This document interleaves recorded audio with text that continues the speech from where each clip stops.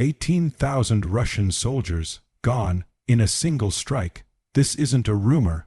It's one of the deadliest blows in the entire Russia-Ukraine war, and it's turning heads around the world. So, what exactly happened? How could one missile strike lead to such massive losses? And what does this mean for the future of the war? Let's break it down. First off, this strike wasn't some random artillery shell falling out of the sky. According to multiple sources, this was a precision-guided Ukrainian missile operation targeting a heavily concentrated group of Russian troops. These weren't just scattered soldiers. This was a full-blown assembly, possibly during a formation or pre-deployment staging. Now, here's where things get crazy. Reports suggest that Russian military leadership may have made a critical mistake, gathering thousands of troops in a known, exposed location without adequate protection or camouflage. It's like waving a red flag in front of a bull, except the bull is armed with long-range missiles and satellite intel. Ukraine allegedly used one of its most advanced missile systems for this strike, possibly HIMARS or another high-precision platform. These weapons aren't just powerful, they're surgical. Once the coordinates are locked, there's almost no escape, especially when you have thousands of troops standing in tight formation. It was over in seconds, but the fallout is just beginning. 18,000 is a shocking number, and to be clear, yes, this figure has sparked a lot of debate. Some believe it's exaggerated, others say it might even be an underestimation, given the chaos and destruction left behind.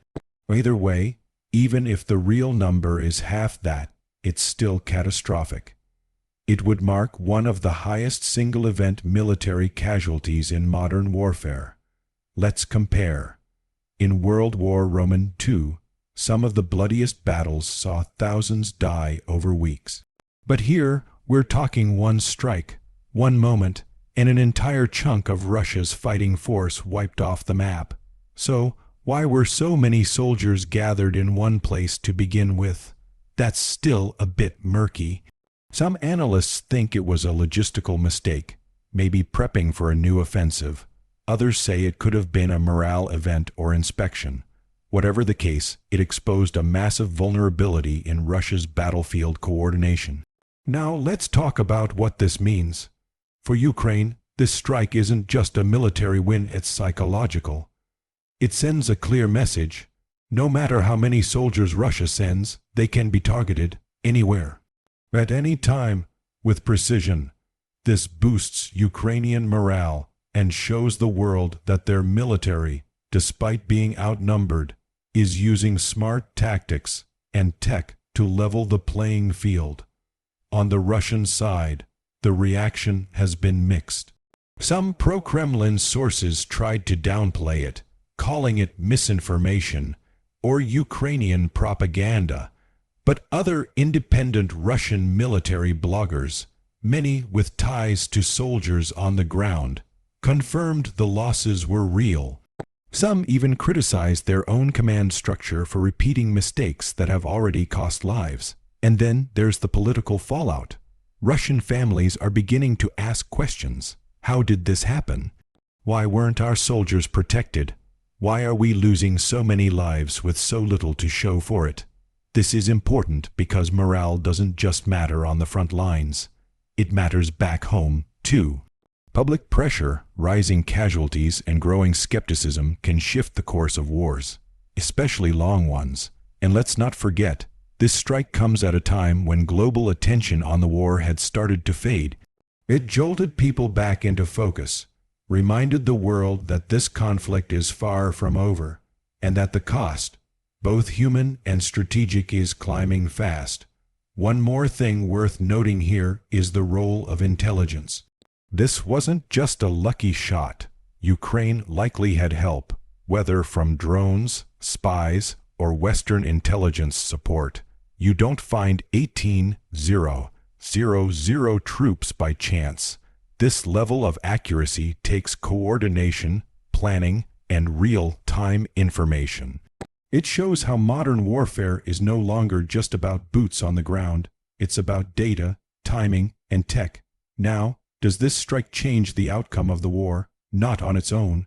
Russia still has a massive military force. But it does change momentum. It forces Russia to rethink its troop movements.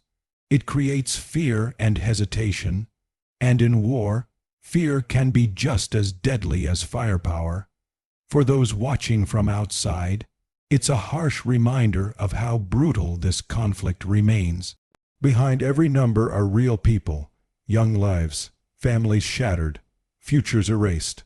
War isn't a video game. It's real, it's raw, and it's still raging. So, what happens next? Well, if history teaches us anything, it's that massive losses usually trigger retaliation. We might see escalations, more aggressive strikes, or even political moves to distract from the damage. Tensions could rise not just between Ukraine and Russia, but on the global stage. NATO, the UN, and major world powers are watching this very closely. We're at a critical point, a deadly strike, a massive loss, and a war that's still evolving every day. If you found this breakdown helpful, or if you want to keep up with honest, no-fluff updates on global conflicts and breaking stories, make sure to hit that subscribe button. Drop your thoughts in the comments. Do you believe the 18000 number is accurate? Was this a turning point or just another chapter in a long war? And if you think this story deserves more attention, share this video. Help people understand what's really happening. Thanks for watching. Stay informed, stay aware, and we'll see you in the next one.